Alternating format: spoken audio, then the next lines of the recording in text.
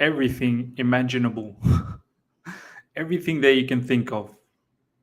We hope that we need these things to go right for us. Went wrong. Everything went wrong for us. And this is why we end up with a score. Real Madrid 2, Chelsea 0. Potentially could have been even worse.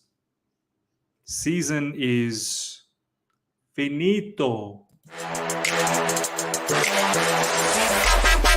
All right. Here we go, back again on the other side of the coin. All right, welcome back to the other side of the coin, ladies and gentlemen. Real Madrid 2, Chelsea 0. This is your match reaction.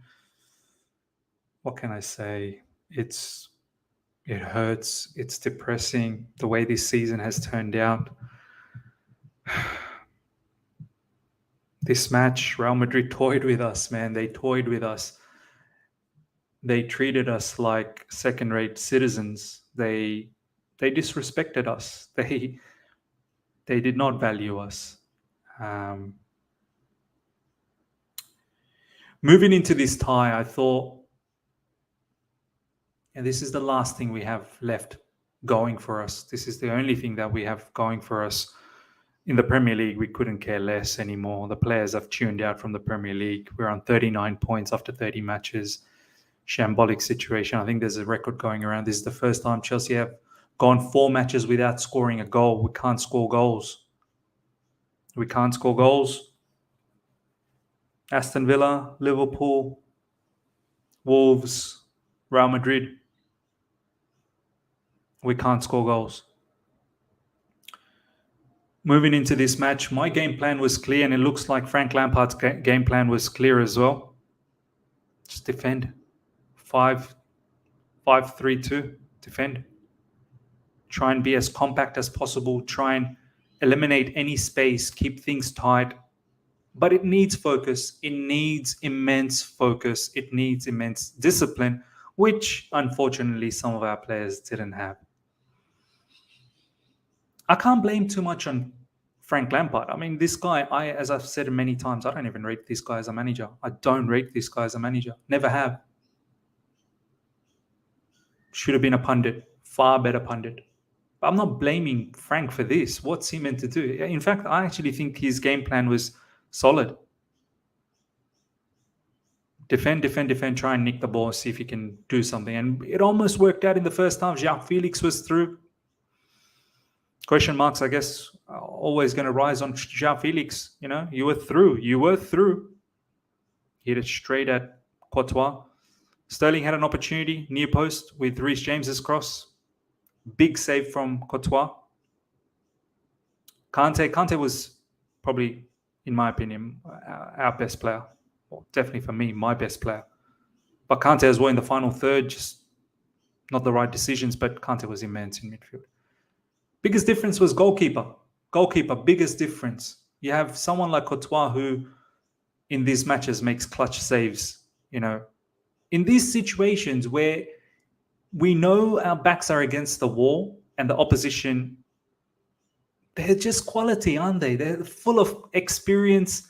So many Champions League winners, so many Champions League victories, so many medals and trophies that they have. They're littered with Champions League glory. We knew it's going to be difficult. But players got to play for each other. I'll start from Kepa. He's let us down, man. He let us down big time. A lot of people will disagree. The first goal, you can't have a goalkeeper rooted in your position. Everyone, I could see it when I was doing the watch along. I'm like, oh, Carvajal's going to dink the ball. I can see it. He's about to dink the ball. He can see the players making the run. He's about to dink the ball. If I can see it, Kepa, you're there. You're watching. Surely you can see he's about to dink it. You don't just stay rooted. You try and push up and try and punch the ball out or grab it. You can't let everything leave there for the defenders. Defenders have done well. There were a couple of times where Wesley Fofana did make a very good challenge on Vinicius Jr. Obviously, there was one where he didn't, and he ended up getting a yellow card. Koulibaly made a last-minute tackle as well when he, got taken out of position. Then he came back and he defended. There were many times where defenders made crucial defensive moves. You do need the keeper to help out the defenders. Okay, now you can disagree that maybe the first one wasn't his fault, should have been all on Fofana, no problems. But the second one, Asensio's shot literally goes right through Kepa's hands. It's in his knee post as well. It's similar to that McGinn kind of shot. How are you not saving that? How are you not saving that? Next season, I don't have trust in either Kepa or Mendy. We need a manager soon, man. The owners, Todd Bowley looks like a fool now going around pre-match. Good meal, this, that, the other. Oh, 3-0, 3-0. I know I said, why are people getting mad at him? What's he meant to say? I get that. I understand that. But hindsight now looks kind of foolish that he said 3-0. He could have just said 1-0, man. But it's a confident fella. Could have even said 0-0. But obviously he owns Chelsea Football Club and he wants to have the confidence.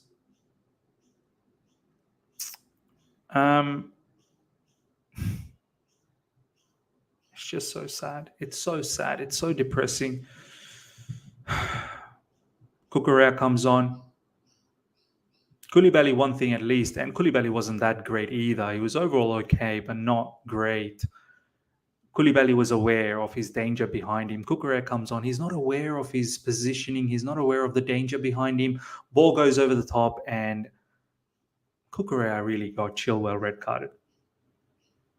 Chilwell could not have done anything. And it was a straight red card because Rodrigo was through. And overall, Chilwell didn't have a good game anyway. I thought Frank reacted well after the red card. He actually made some good substitutions to bring in the likes of Chalobah and Gallagher and Mount to give us a little bit more fresh legs. But from the get-go, I actually didn't mind the setup. 3-5-2, three-man midfield, Kovacic, Enzo, Kante, up front Felix, Sterling. This is what I said in my preview as well. Kova didn't have a good game. That's probably the only thing I would have changed at halftime. I wouldn't have changed too many things. I would have taken off Kova and put on Mount. Mount gets that opportunity, and Rudiger absolutely slam dunked on him. And Rudy said, "No, Mount. No, not today, Mount." Rudiger was getting cheers and claps from away fans, the Chelsea fans. Rudy. This tie is over. I don't expect Chelsea to do anything in the second leg, to be honest. We can't score goals. And to score 2 unanswered goals, Stamford Bridge is not a fortress anyway. Koulibaly's injured. Yeah. We need the new manager in. We need our owners to be serious. Enough with this whole caretaker. I know the caretaker is going to stay here till the end of the season, but figure out what you need. You should know what you need.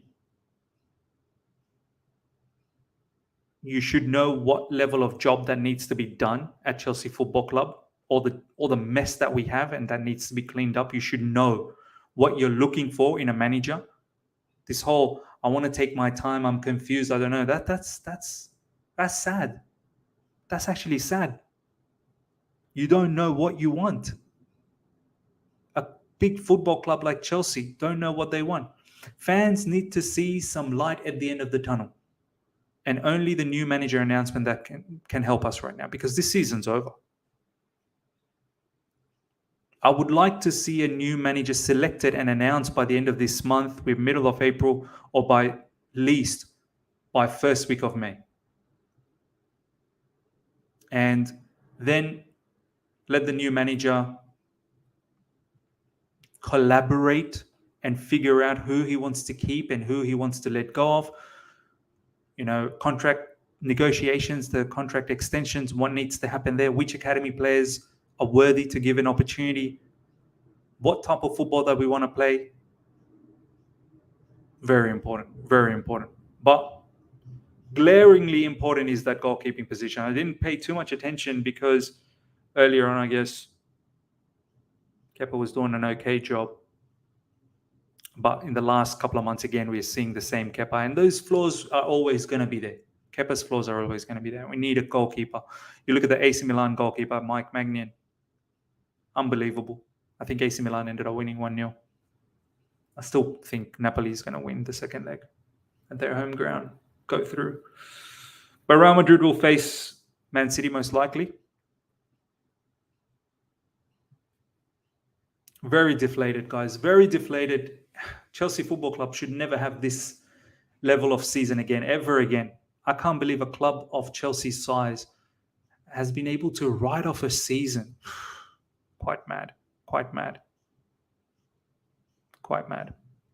But yeah, look, overall, Sterling, not a good game either. Needed more from people up front. Sterling, João Felix, to be able to hold off players. They just got dispossessed too easy. When you're playing two up top, you need to hold the play so that others can join in. Felix wasn't good. Felix, look, the question marks will be there. Is he good enough for us to purchase for 80 million? And Nkunku is coming. So we'll see how Felix ends the season. N'Golo Kante was, for me, the best player. He was intercepting. He was everywhere. He was breaking up the play. His only complaint that I have with Kante is in the final third. Better decision-making would help. Kovacic did not have a good game. I don't know what he provided. Enzo Fernandez, I feel sorry for Enzo Fernandez, man. I really do. To be part of this team that consistently loses. Find it funny, Enzo said that. We're not afraid. We're not afraid. All right, ladies and gentlemen, let me know your thoughts. Put it down in the comment section. 2-0. Congratulations to Real Madrid fans. You will move on to the next round. I don't think we're going to do anything. Till next time. So yeah.